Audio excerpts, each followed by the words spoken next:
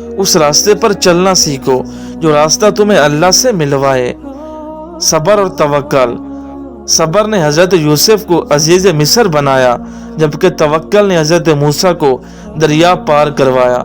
हर तबाही के लिए किसी की बद्दुआ जरूरी नहीं होती, किसी का सब्र भी आपको तबाह व बर्बाद कर सकता है। दोज़ख को हर तरीके का गुनहगार चाहिए, लेकिन जन्नत को सिर्फ मोहम्मद मुस्तफ़ा सल्लल्लाहु अलैहि वसल्लम का वफादार चाहिए। नमाज अल्लाह से मुलाकात का बेहतरीन जरिया है, वो उसी को हासिल होता है जो उसे पाना चाहता है। एक ही जुमला इंसान की तरबियत के लिए काफ़ी है कि अल्लाह ताला देख रहा है। उलझे हुए जहनों को सजदे सुलझा देते हैं। नमाज तब सुकून देती है जब तुम सुकून से पढ़ो। एक अलग सा सुकून मिलता है जब अल्लाह के खौफ से इस्तग़फ़ार के आंसू आंखों से निकल आते हैं। अल्लाह तो करीब ही होता है, दूर तो हम चले जाते हैं। जैसे बारिशें फ़ज़ा से धूल और मिट्टी साफ करती हैं, ऐसे इस्तग़फ़ार रूह से गुनाहों को धो देता है। या अल्लाह, आजमाइशों के काबिल नहीं हैं हम, बस अपनी रहमतों से नवाज दे। अल्लाह से गुफ्तगू की आदत हो जाए तो सजदे किए बगैर सुकून नहीं मिलता।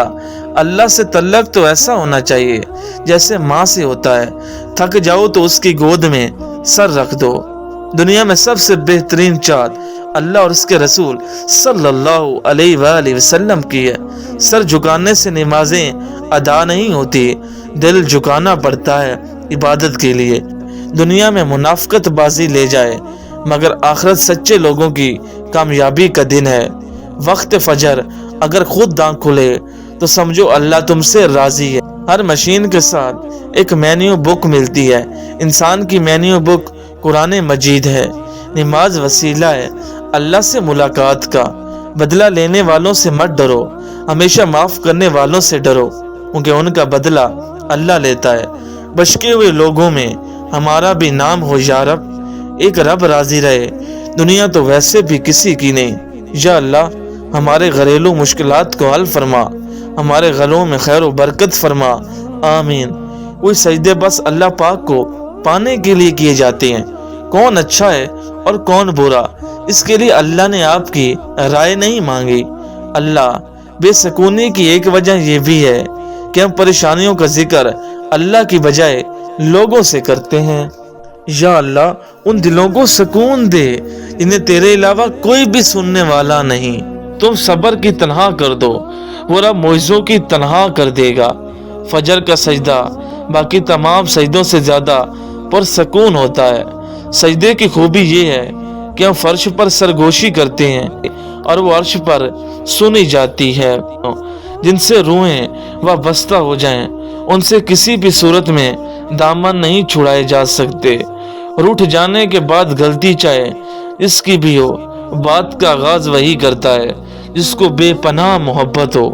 अल्लाह तुम्हें इंसान की मोहब्बत से गुजार कर खुद तक लाता है। जिंदगी में हर चीज मिलती है, बस जिंदगी देने वाले रब पर यकीन रखें। मोहब्बत तो नाम ही इंतजार का है, चाहे फिर अल्लाह के कुन ही का क्यों ना हो।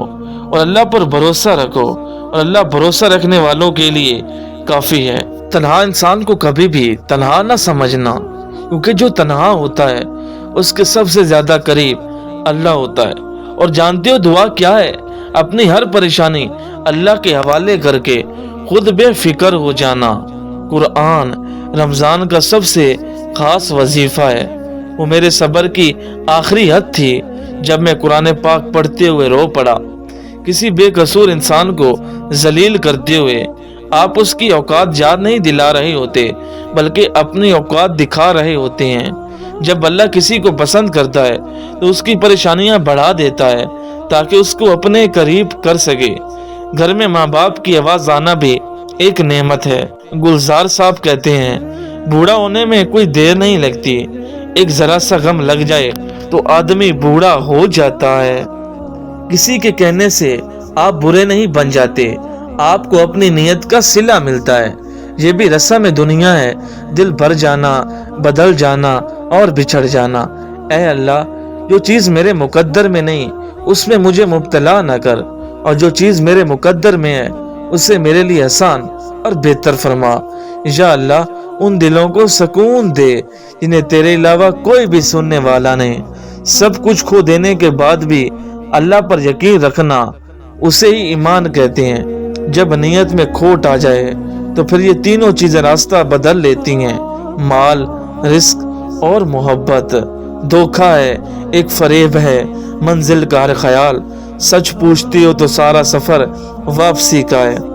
جس دن تم دوسروں کا درد خود محسوس کرنے لگو تو سمجھ لینا تم اشرف المخلوق ہو۔ جن کی امید اللہ سے ہو وہ کبھی نا امید نہیں ہوتے۔ میں اکثر تیری یاد میں آنسو تو نہیں بہاتی، لیکن جب ہنستی ہوں تو میرا ضبط ٹوٹ جاتا ہے۔ زندگی میں وہ ایک شخص ڈھونڈیں جس سے بات کرتے ہوئے آپ کو الفاظ کا چناؤ نہ کرنا پڑے۔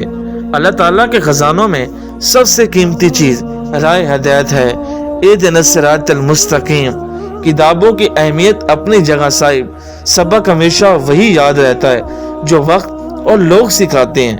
اللہ سن لیتا ہے ان کہیں بھی، پھر کیسے نہ سنے گا وہ دعائیں جو تم نے رو کر مانگی۔